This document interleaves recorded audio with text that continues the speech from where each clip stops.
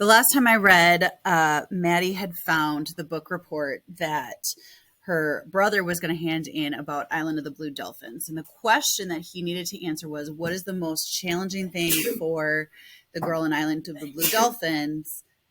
What is the most challenging thing she faces? Is it having to be alone, or is it having to find shelter and food? Or I don't remember what the third option was. Oh, defending herself against the wild dogs. And she, when she was asked by her brother for his opinion, she was very vocal about the fact that it is obviously her biggest challenge to find food and shelter because it's the most important thing.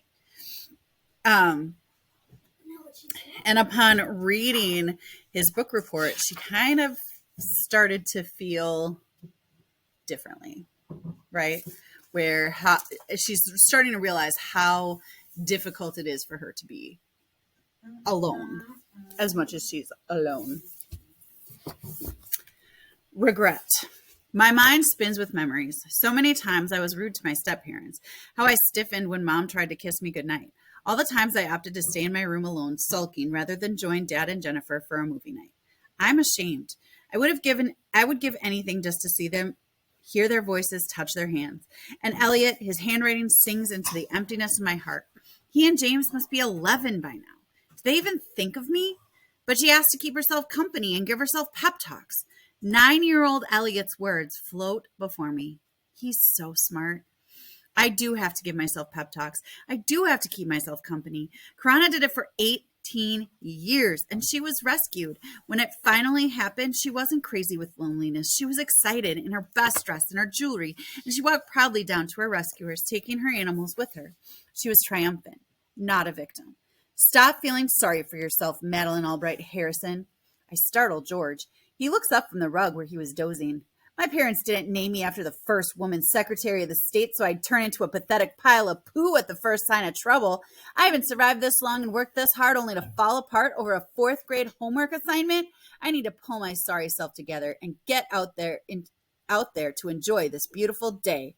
I fold Elliot's book report and tuck it into the pocket of my parka. After months of snow, warm breeze, snow melting, trees and rooftops drip, drip, drip. Open windows, fresh air, buds sprout on limbs, crocus crack through icy earth. I can't help but feel hopeful. Spring cleaning. Out back, a cool shadow from the house protects a wide snowbank. I pack Jennifer's largest cooking pot with snow, set it on the wood-burning stove. I bathe myself in hot water, wash my hair, refill the pot, wash my clothes, hang them in the warming air to dry. I pull apart my bedding, shake out blankets and comforters, drape them along the picket fence to breathe the fresh spring air. I pretend to be Laura Ingalls Wilder in Little House on the Prairie. Sweep the whole house, wipe down the surfaces, wash away grime and grit from a winter of closed doors and wood smoke. After a long season of hibernation, my body likes the heavy chores. The change in the weather and the strength in my muscles spark new courage. What if? What if I've been wrong to think that staying put is the best option? What if it'll be years before anyone will return to town? What if forces beyond their control prevent my parents from coming to me no matter how much they might want to?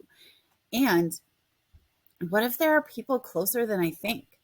What if there are people like me who were left behind in Denver? What if they are living as close as 30 miles away?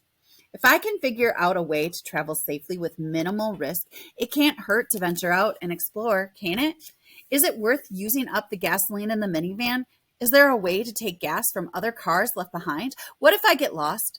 What if I find people and they turn out to be dangerous? What if I run into the looters? What if if there are other dangers like wild animals I might not be able to defend against? What if? What if? What if?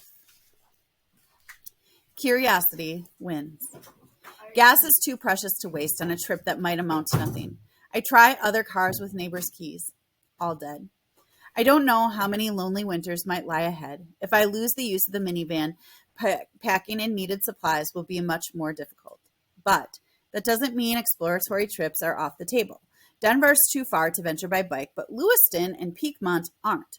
Lewiston is closer, but Piedmont is bigger. Might have folks like me who were left behind or supplies that could be useful. Piedmont had a hardware store. As soon as temperatures are consistently warm enough, I'm setting out to see what I can discover. Strength and conditioning. I begin a daily routine by lifting Dad's free weights and taking long walks, then long runs through the neighborhood. I ride my bike all over town, choosing routes that take me up long winding hills. I gain strength and endurance, and so does spring. By the time the forsythia boughs erupt in their lavish yellow blossoms and the early red bud trees bloom dark pink, I am ready to tackle a long distance trek. Sojourn. Pump up bike tire. Do you know what sojourn means? It's a journey. A sojourn is a journey. Pump up bike tires, load pump and patch kit in a bike trailer, pack food and water, rain gear and first aid kit, feed George and shut him in the house. The trip to Piedmont is too long and I will be riding too fast for him to keep up. Debate taking him along in the trailer, but that will slow me down. Need space to bring back supplies. Strange leaving Millerville. Since the evacuation, I haven't ventured farther than the edge of town. Since the tornado, I don't even go that far. Pedal north along the highway, exposed and vulnerable. 4 lanes stretched out, wide and straight, disappearing in a vanishing point. I hope not, for me. A sign tells me I am 13 miles from my destination, 26 round trip. Farmland lies fallow and untended. Fields where horses and cattle used to graze are empty. No sign of animals. Occasionally, I pass a farmhouse, perfectly normal from a distance, but no laundry on the line, no chickens in the yards. I think of fresh eggs and milk. Just my luck to have concert musicians for parents instead of farmers. I press on. Everything is still. Except for hawks circling the sky, I am the only movement on the entire landscape. Past the Christmas tree farm and the private school, up on the hill to the west. Debate riding up to scavenge in their kitchen. Decide to wait for the ride home if I have the energy. Up ahead, finally, the first buildings of Piedmont. The sun shines high in the sky. Pull over in cottonwood shade. Snack on almonds, dried apricots, water. Ride slowly into town, watching, hoping, dreading signs of life. Business district. I park my car, pull one of Dad's hiking poles out of the bike trailer, unscrew and extend until it's almost 4 feet long. The sharp tip clicks on the sidewalk. If anything threatens, I want to be prepared. I walk down Central Avenue. Looters were here too, smashed windows and broken merchandise. Damn. I should have brought the gun. I forgot about it over the long winter, and now it's too late. Personal belongings, flattened and discolored by 2 winters of snow and mud, litter the streets. Probably dropped or lost in the evacuation. For hours, I ride through town, senses keen and tuned to humans. But no whiff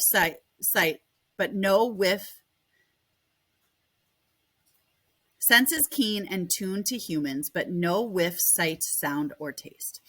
Hardware store on the south side. I smash the glass front door, crawl in and out, loading up with batteries and propane canisters. That alone makes the trip worthwhile. In the pet aisle, I miss George. This is the longest we've been apart. I stuff bags of rawhide chews and a squeaky plush parrot into my backpack. Dogs. Leaving the hardware store, I hear a low growl. I freeze, crouched halfway in and halfway out of the door. A pack of dogs, different breeds and sizes, including a German Shepherd, a Boxer, and several mutts. One looks like a wolf, but there are no wolves in Colorado, are there? Could it be a coyote? Several wear collars. The German Shepherd bares his teeth, growls, takes a few steps toward me. I stay frozen. My sharp hiking pole is in the bike trailer. The other dogs advance. If I move too quickly, I will cut myself on the shards of glass around the broken door. Even back inside, there is nothing to prevent the dogs from coming in after me. I need an advantage. Buy some time. On the floor to my left is a gumball machine under a wall-mounted fire extinguisher. On the sales counter is a display of key rings, a March of Dimes donation jar, and a case of beef jerky.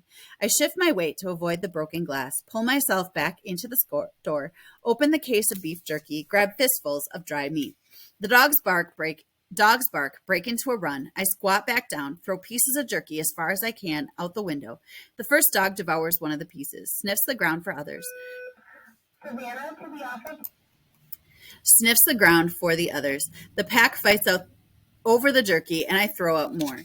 While they are distracted, I grab the fire extinguisher, pull out the pin, squat down again, and crawl through the broken door. Drag the fire extinguisher with me. The shepherd sees me, turns aggressively, growls. I shout and aim the nozzle, squeeze the handle as hard as I can. White foam explodes over fur and teeth. The dogs yelp and yowl when the chemical hits their eyes. The shepherd whimpers and runs off, leading the others away. I drop the fire extinguisher and sprint to my bike. Mount as fast as I can and ride in the opposite direction. Much harder work now because the trailer is full of supplies, but I pick up speed. Soon I am out on the highway, shifting and pedaling with all my strength. Getaway. I ride several miles before my chest stops pounding and my breathing evens out. I can't stop looking back, but the dogs are nowhere to be seen.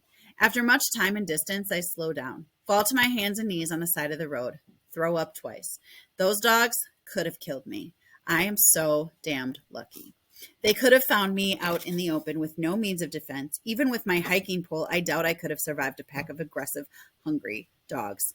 I find a fresh bottle of water and rinse my mouth. My legs shake so badly I sink back down and stay on the ground, sipping my water and gathering what's left of my wits. Equus, yeah. Equus. I pedal south toward Millerville, riding to beat the sunset. The highway unfurls like a striped ribbon. A dust cloud rises up over the knoll. I coast to a stop on the shoulder. The ground trembles, rumbles. A herd of horses gallops up on to the ridge. They move as one equine body like starlings in a murmuration. I stand astounded, afraid, amazed. They veer west and are gone over the hill and into the distance, leaving me straddling my bike in a dusty silence. My fatigued legs find new strength, and I giddy up toward home. That brings us to the part called Desolation.